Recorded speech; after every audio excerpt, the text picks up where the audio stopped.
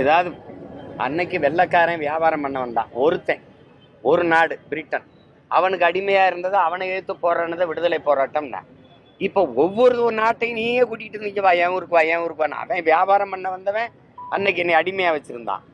இன்னைக்கு ஒவ்வொரு நாடையும் ஓடியாந்து வியாபாரம் பண்ணுன்றியே.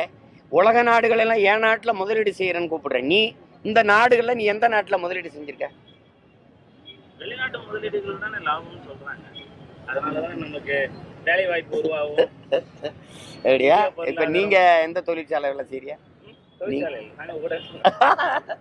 தம்பி, இந்த நாடு இத்தனை தொழிற்சாலைகள் இதெல்லாம் சொல்றீங்கல்ல, அதனால இந்த நாடு வளர்ந்துருக்கா? இவ்வளவு இருக்க வளர்ச்சி இருன்னு சொன்னீங்கன்னா எனக்கு எதிர்த்த வரி விதிக்கிற? குடிகளுடைய வரி வருவாயை நம்பிதான் உனக்கு பொருளாதார வருவாய் பெருக்கத்துக்கே நம்பி இருக்க.